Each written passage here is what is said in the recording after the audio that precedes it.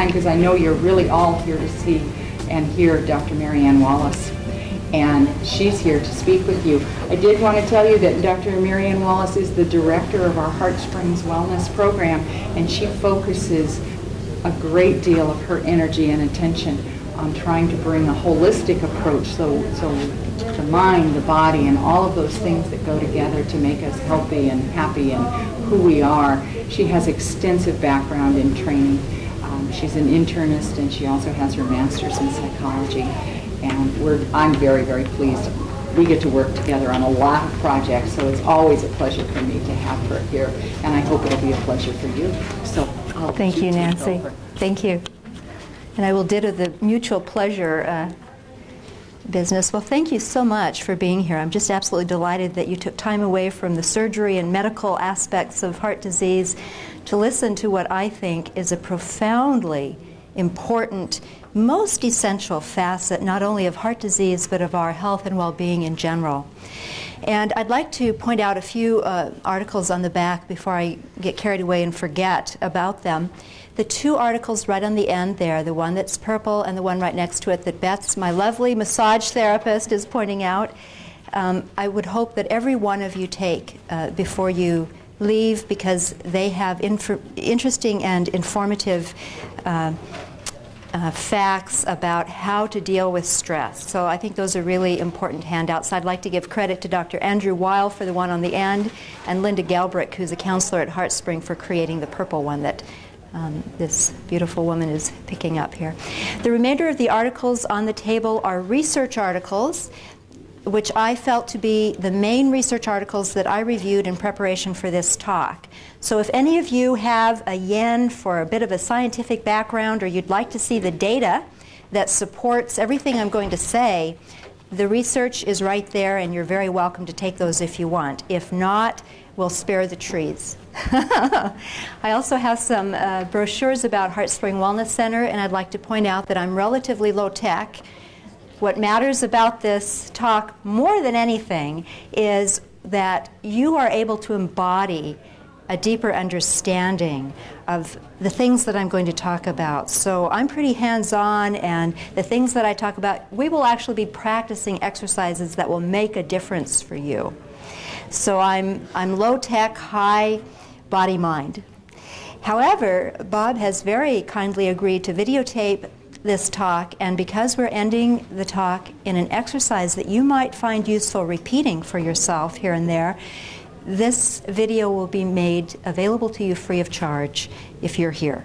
So if you want that, be sure to take a HeartSpring brochure, and they'll be available through HeartSpring Wellness Center, and you can call that number. And I forgot to ask you before we started, what's a realistic time frame for these to be duplicated?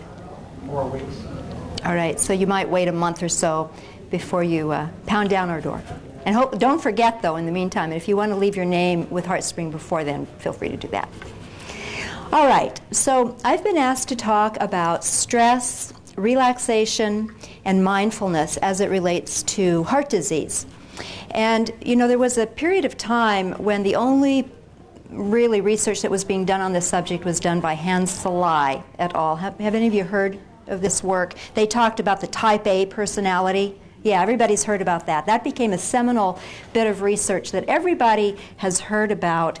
But it sort of gradually petered away because we learned about type A personality. Many of us decided that we either were or were not type A and said, oh, well, here I am, and then have gone about our life. I was fascinated when I started to review the more recent research on stress and heart disease. And actually, the first article that I'll call your attention to was done by Pincus et al., and it's called Psychosocial Influences and Mortality.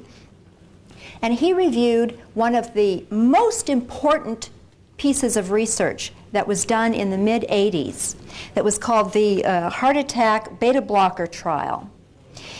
Do you all know what beta blockers are? Those are medicines, propranolol, atenolol. If any of you have had a heart attack, chances are that you're on one of these medications. And the reason for that is this and a few other studies that were done at that time. What this study in particular showed is that if a person had a heart attack and was given the medication, in this case they looked at propranolol, they had an 8% likelihood of dying within 3 years after having the heart attack. If they did not take the medication, they had a 12% risk of dying after they've had a heart attack. Now, that doesn't sound like a huge difference, but for any of you who've ever looked at research at all, there's a thing called statistically significant. And what that means is that the researchers have decided that the difference between taking the medicine and not taking the medicine is worthwhile enough that it's important to emphasize. So as a result of this study, it is now basic standard of care. A physician would be looked at as having done an error if we don't put a person who can tolerate it on a beta blocker after they've had a heart attack, because it makes enough of a difference.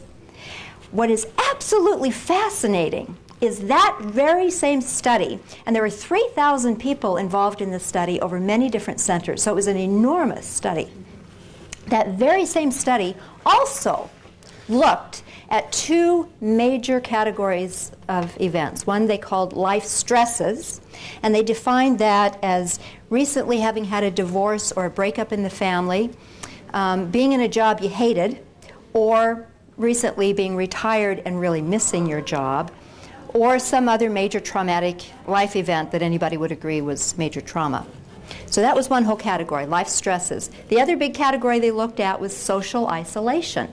And they defined that by sort of the way you would expect, either that you don't have contact with family and you're not involved with any organization, you don't feel like there are friends you can talk with, you know, those kinds of things. So they looked at those two things. Now, let me tell you, those people who scored low on both of those two elements had a 3% risk of death after having a heart attack within the same 3 years, compared with those who had scored high in both of those elements having a 14% risk. See, that's an enormous difference compared to the beta blocker. So the question that should be on all of our minds is, so why aren't we focusing on this more? Well, I have my pet theories about this, some of which I probably won't commit to video. One, of course, is that simply there are no major industry that's going to make a lot of money on it, frankly.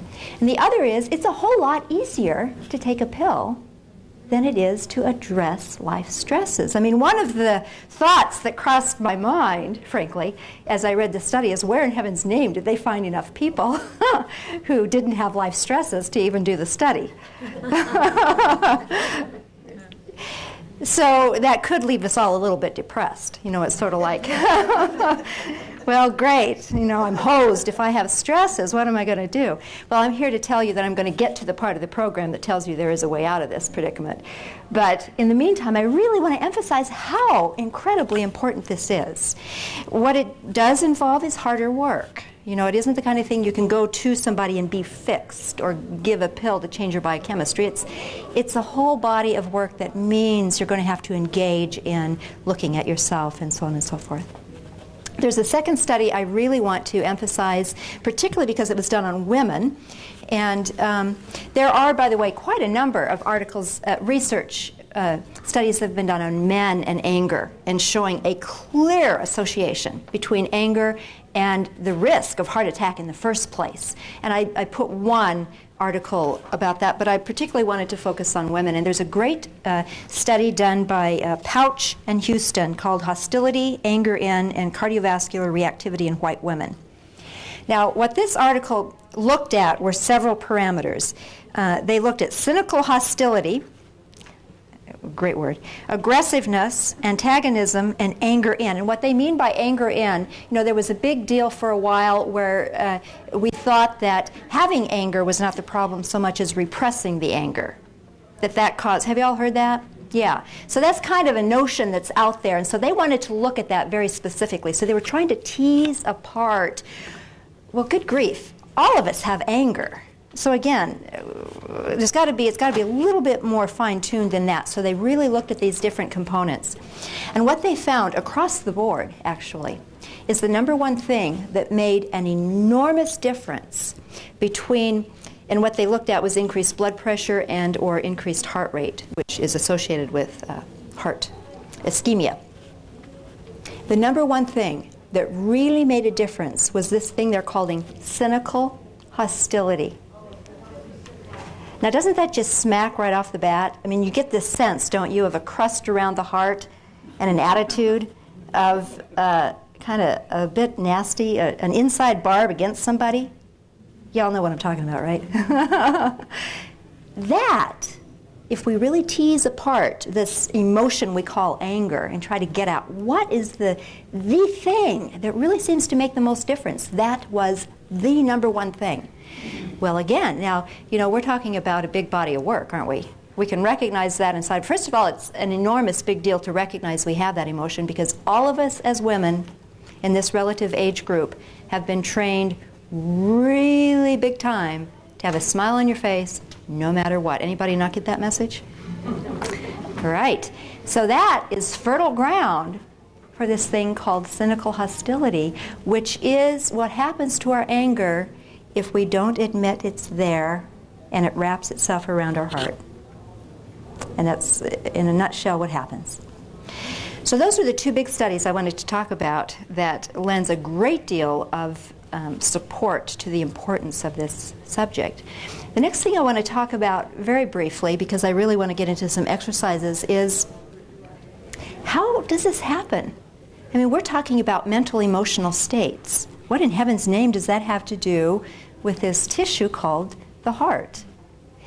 Well, somewhere along the line, somebody decided that our mind and body were separate. Now, I just want you to think about that for a minute. That's crazy. You know, I challenge you as a body without a mind to just go about your life, or vice versa. You know, have any of you been stopped at a stoplight and you're like really late for something, and you notice that your knuckles are white? All you are is stopped at a stoplight. And if you're really paying attention, your heart's starting to race and your stomach's starting to get tight. There's nothing going on there except you're stopped at a stoplight. So explain to me the physiology behind your white knuckles and your increased blood pressure, right? There's this very strong connection. And now there's a great research article to prove what any of us with our minds in our brain have known all along, by Mertz et al., called Psychosocial Stress and Cardiovascular Disease, Pathophysiological Links. Now, the title is designed to scare you away from it, but at any rate, it's a very well-done article. And they looked at what specifically goes on in the body when people are stressed. And it's just astonishing.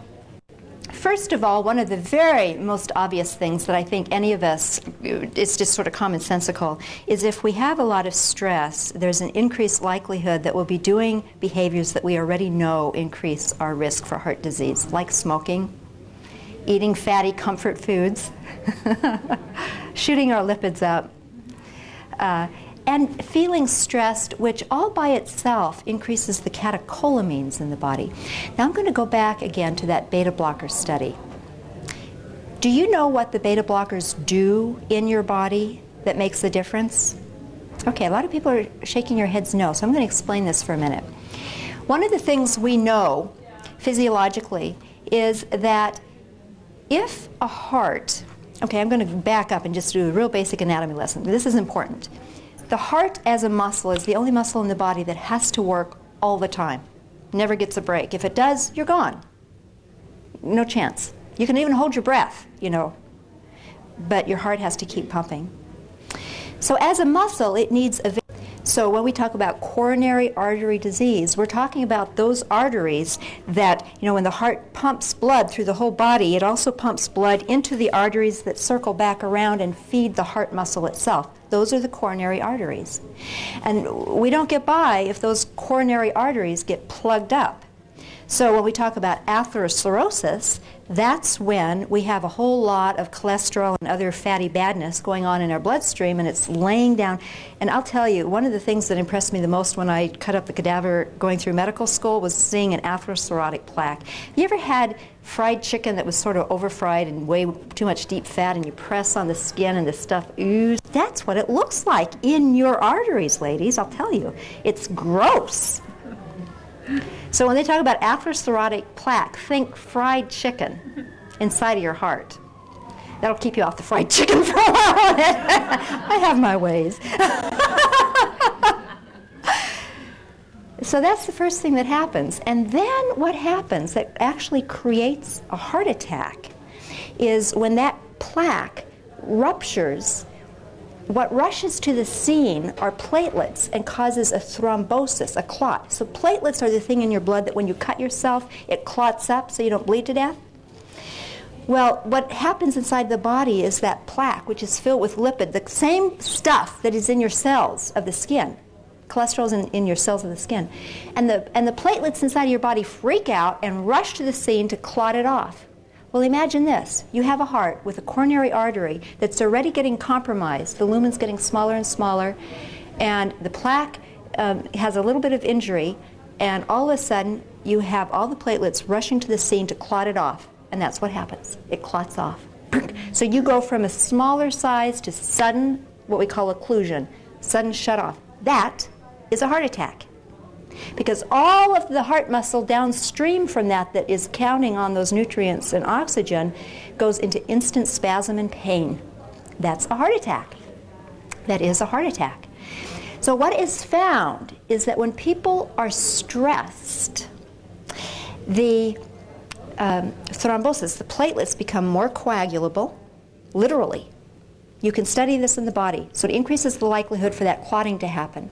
The second thing that happens is that the heart, if you're under stress, speeds up and beats faster. Right? That makes sense. We all know that. The fight and flight response. Think about this. If the heart is beating faster, the blood pressure is going up, that means it's working harder and it needs more oxygen. So even if you don't have that blood clot going on, if you've got plaque laying down and the size of the diameter is smaller and smaller, if you make your heart work faster and harder, it needs more oxygen.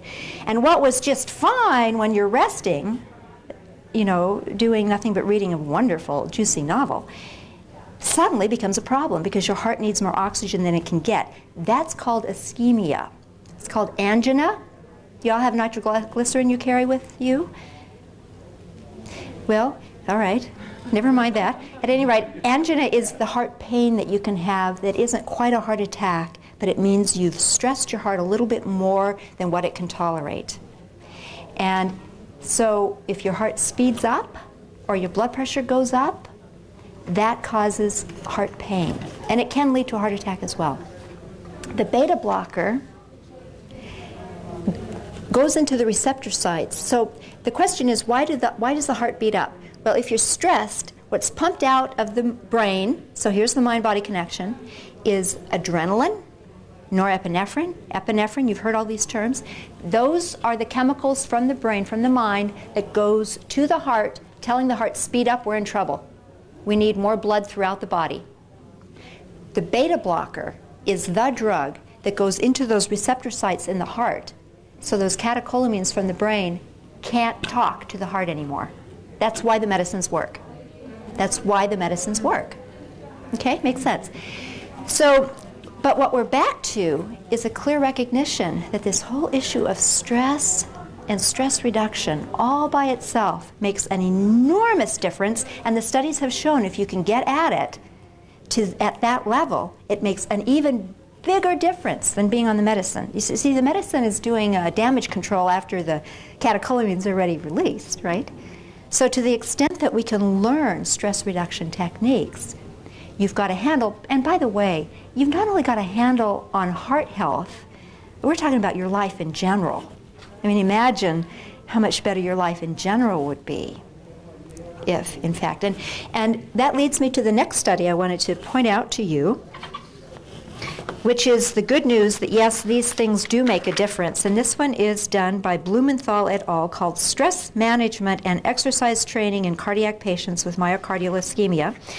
And they put people in a stress management program to see if we really can make a difference. You know, I think it's unrealistic to try to protect us from stress. It just isn't going to happen. In fact, that's a great way to get stressed, is being upset about how lousy our lives are. And so the question was, if you have people and you have as a baseline that probably stress is going to happen, can you make a difference? So they enrolled people in a stress management program, and then another body of people, another group of people just had typical medical management, which include beta blockers and the medicines that we give out. And what they found is after 5 years, and what they looked at, by the way, was not just heart attack and death, but also all cardiac events, so angina and so on and so forth. So it's a bigger bunch of stuff that we're looking at. But after 5 years, only 9% of the patients who went through this program had a cardiac event, compared with 30% who did not, but who had all the right medicines. It makes a difference. And this is exciting. This is really exciting stuff because it gives you hope that there are things that can be done. So what I want to do now actually is spend just a few minutes talking about specifically, first of all, any questions before I shift my gears? Any questions or comments? Any ways you can enrich the soup stock here? I'm doing good. Oh, thank you. I'll put that on tape. The only thing I want to mention is somebody told me about the potato chips. Put that in a blender. Did you all hear what she said? One way to gross yourself out so you don't do a bad dietary thing is just put your potato chips in the blender and take a look at what you get. That's really great. The other thing is, I really want you, anytime you have fried anything, don't forget this. Push on it and watch the stuff ooze out before you eat it. And think about that being in your heart. You mentioned adrenaline and epinephrine. Yes. Is epinephrine naturally produced in the body? And, Yeah. and what's the difference? They are the same thing. You know, those are different words for the same thing. Yeah, thank you. And depending upon, I guess, what part of the country you're in and what decade you trained in, one word is more likely than the other to be used. Yeah. All right, so let's talk about stress. And I want to ask you, you all get to start being involved now. What causes stress in your life? Children. Children. Okay. My husband's screaming. Worry. Your husband's screaming? Yes, indeed. Yeah. Yeah. What else? Work. Unmet needs. Unmet needs being put on you, right? Right. And within self? Deadlines. Stress, deadlines. Oh, there's a big one. Death in the family, indeed. Yes. And it's interesting, isn't it? Our language reflects some of this. We talk about heartfelt, or it broke my heart. Think about that. The mind-body connection, I always feel weird even saying that because it implies that it's separate, and it isn't separate, but the mind-body phenomenon that we are really is reflected in the language, because we know intuitively the parts of our body that tend to take the hit the most by certain things. And so if we even listen to our language, we start to get a sense of these things that matter in this way. Now let me ask you, what are the kinds of things that you have done or that you do that you find to be particularly useful and helpful to reduce the stress in your life? And the reason I really want this to be group participation is that anything that you have learned in your life can potentially be helpful for others. So speak right up. Yes. I joined the gym, Joined the gym. and it has helped a lot. I've made new friends. I've done in my body many good things, and it has set a timeline for me so that I have now built a routine. Yeah, that's great. Could you all hear her? All right. So I'm going to pull out several very good, important points that you made. And she said that she joined the gym. And what she has observed is that has done several really important things that, by the way, address a number of the things I talked about earlier that was studied. First of all, it allows social contact.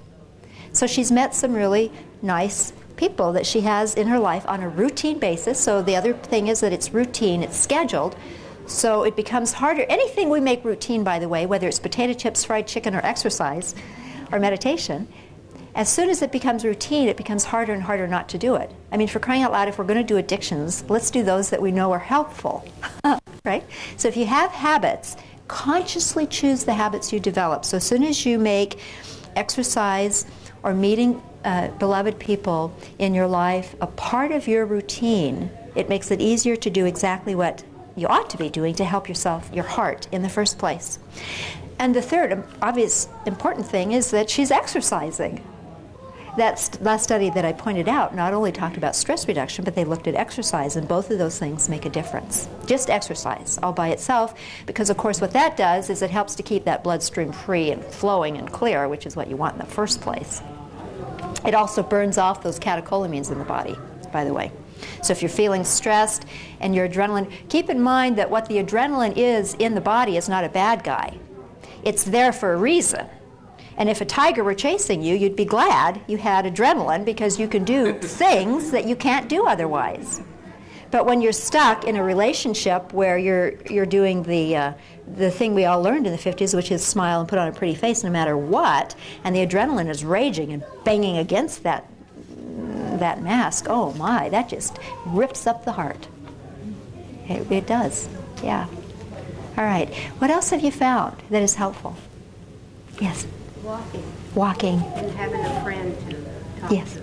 Yes. And again, and may I add a third component to that as well, by the way? Walking, so two things. Walking by itself is exercise. It's one of the simplest, most basic, easiest things to do. It's the one exercise I have found that I can commit to, by the way. So I want to put right out there that I'm being human myself. I really understand the difficulty of some of these recommendations.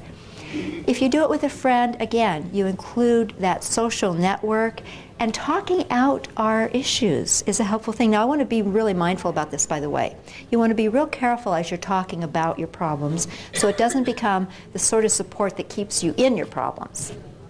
Be mindful that as you talk out your problems, you're talking them out, hoping to come to some resolution. There's a big difference there, and that's subtle, but it makes a difference in how we go about our lives.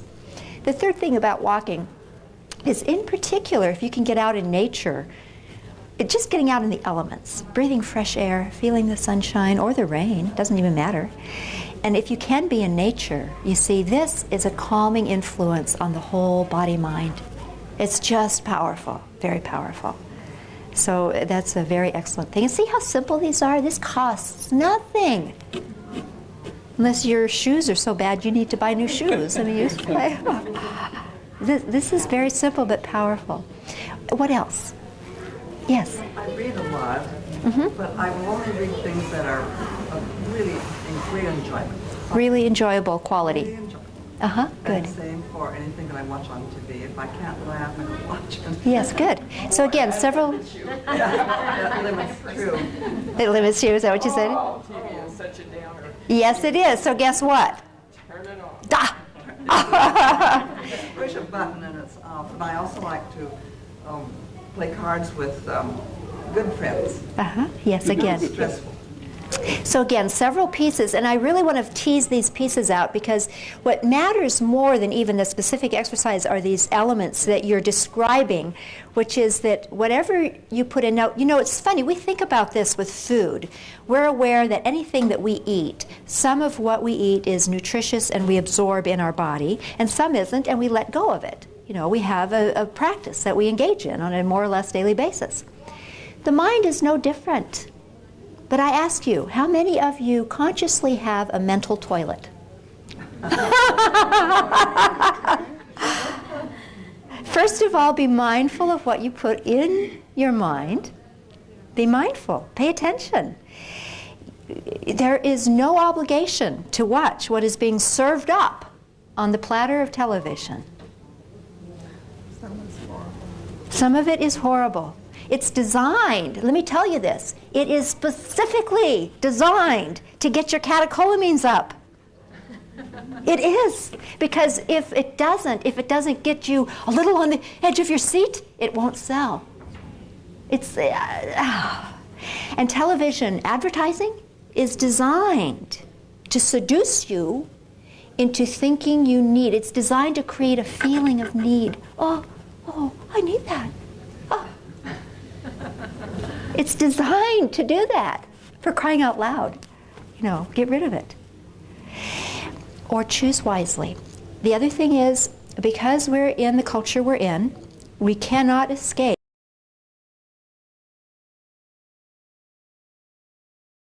enters our sensory capacity, because we're just inundated with it all the time.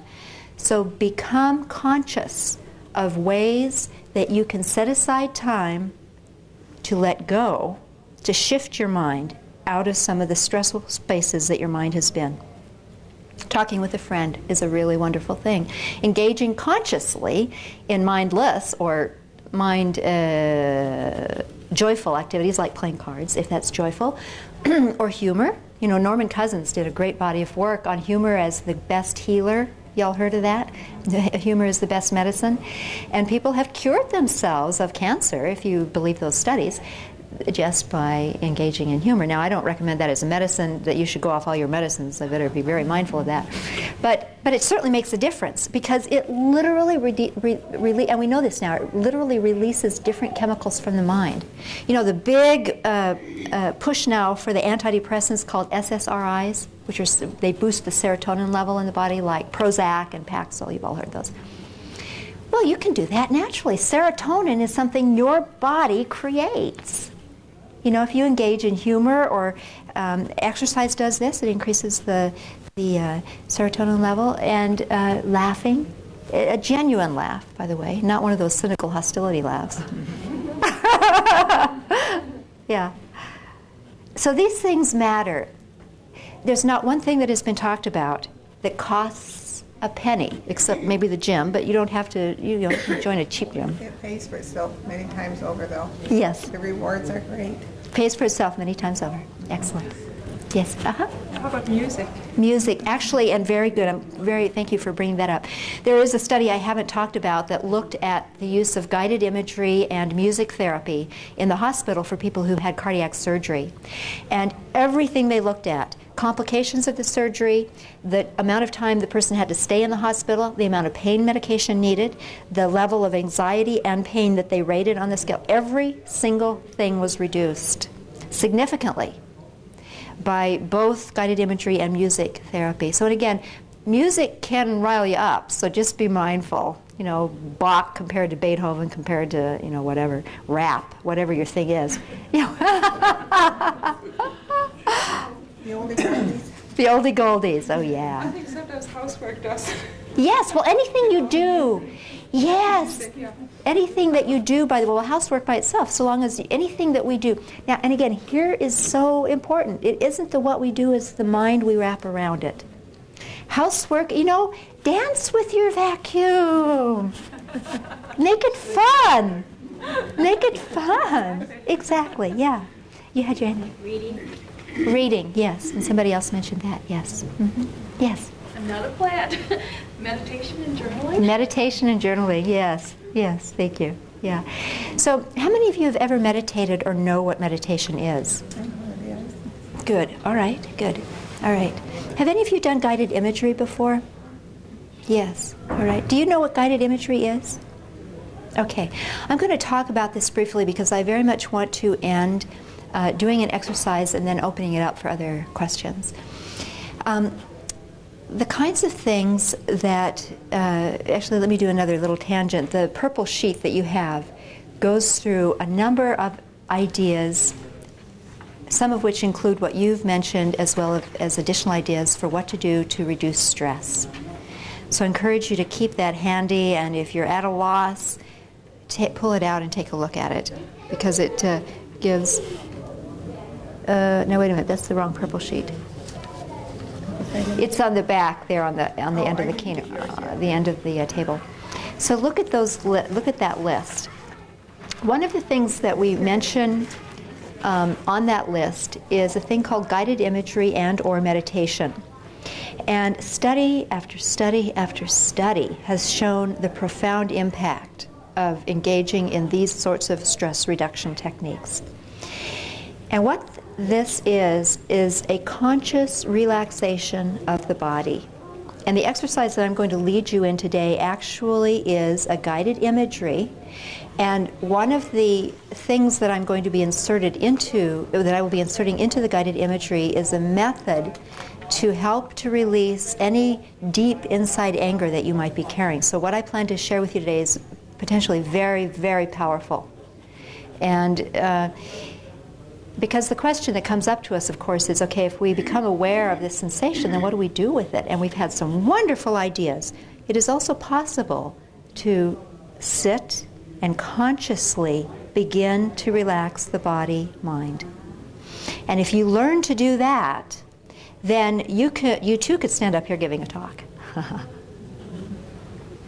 You too can be in a difficult situation, and while you're in the situation, remember yourself while you're there, and remember while you're there to take some deep breaths and to enter a more relaxed state and stay more appropriate. Have any of you gotten into a situation, you just feel everything going and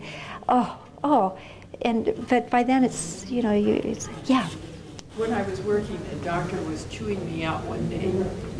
And the day before, I had seen this little article. It says, "You cannot soar with eagles if you walk with turkeys." And all the time he was chewing me, I kept thinking, but I'm up here with the eagles. I'm up here with the eagles. And that kept my humor enough that I could withstand this. Great idea. And I just stood toe to toe with him.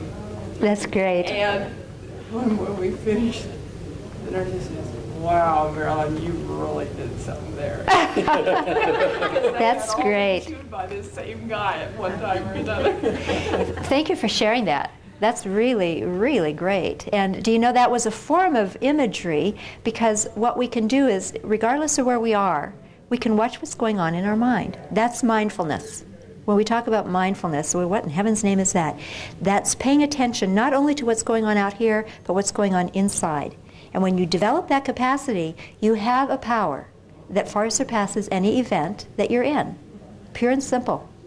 And it has enormous impact on the way your heart and your brain chemicals react. Because the brain, you see, this is very important actually, the brain pumps out those chemicals and the heart and the body react based upon what we perceive. Right?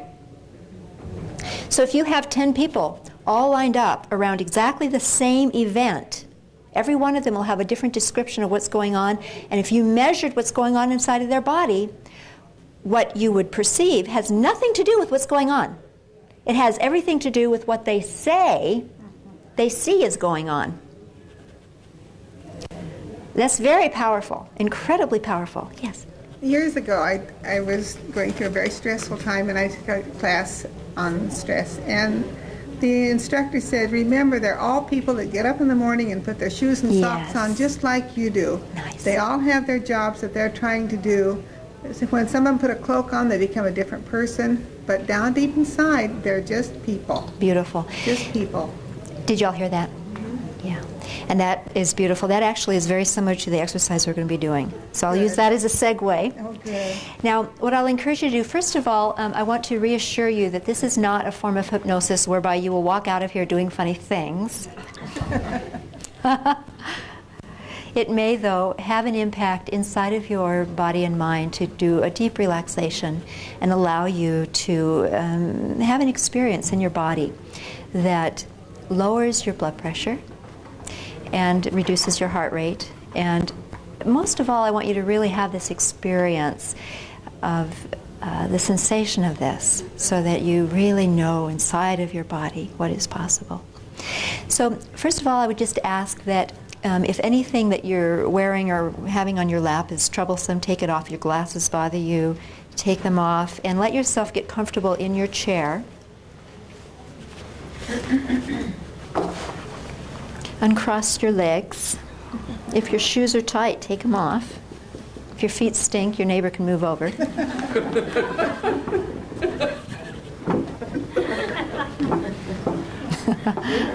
Humor.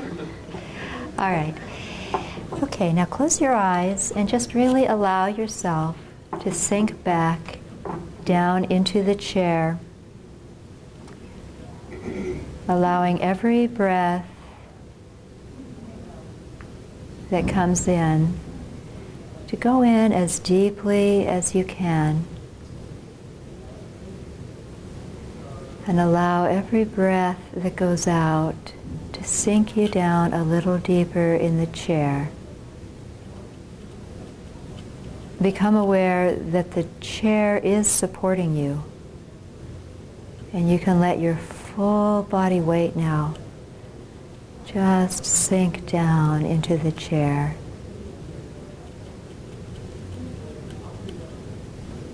Notice if the muscles in your shoulders or your upper back seem to be holding you up or pushing you forward.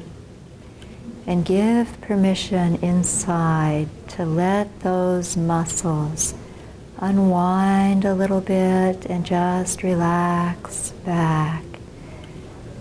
Open up a little bit as if your breath could go inside and open up the muscle fibers in your shoulders and your upper back. And now image that your breath can go all the way down into your middle back and your lower back, opening up those muscles and really letting them relax back deeper into the chair. And allow the noises around you now to begin to ripple away, fade away in the distance, and bring your full awareness right inside of your body, into your breath. And imagine that your breath can go all the way down into the pelvis, all the way down into your legs, all the way down into your feet. Feel your feet resting on the floor, all the way down your arms.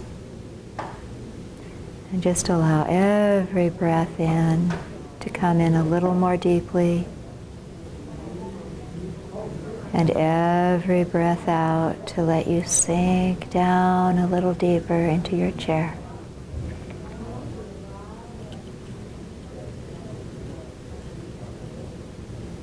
I want you now to become aware that it is as if you're resting very quietly inside of your heart, feeling in your heart the sensation of love that you feel for someone that you care about so very much.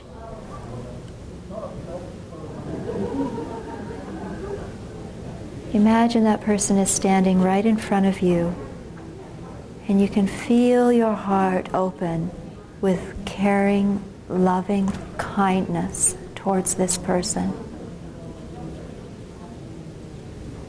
And you can image that person in front of you with their heart open and feel the sensation inside of you of being loved, being cared about. The person might be alive or not.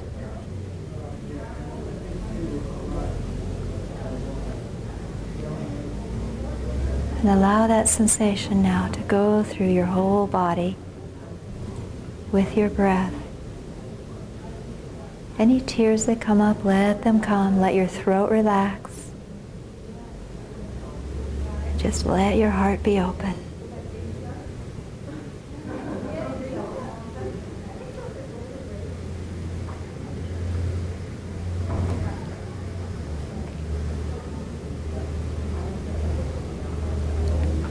And now imagine that standing in front of you is a person with whom you have some difficulty. And again now, allow your heart to open as you see this person. See that they have troubles in their life, that they live a life, they have a family, they have relatives, they have difficulties as well. Let your heart open towards this person. And wish and send towards them loving kindness. Wish for them their supreme highest good.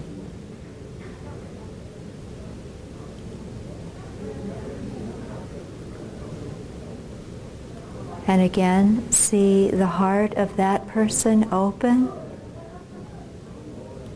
And notice that there is also loving kindness coming back to you from the heart, the deep heart of that person as well.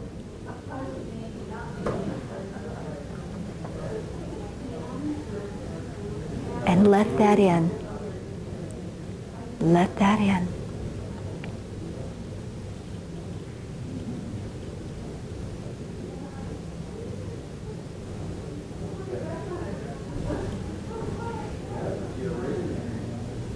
Good. Now, just imagine that in the very top of your head, there's a loving, kind light that penetrates down and goes through your whole body, soothing your whole body, calming your emotions, allowing your mind to be quiet. You feel your body soothed, quiet, very relaxed, very at peace. Right now, right here, you are exactly where you should be in your life.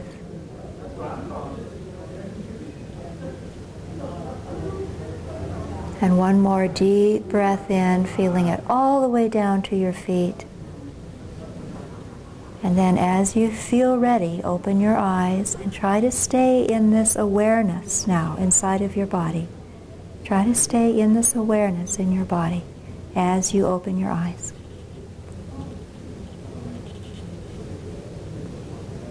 Very gently.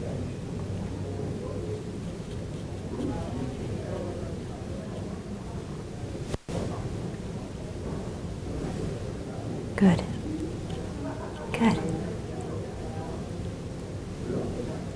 Good.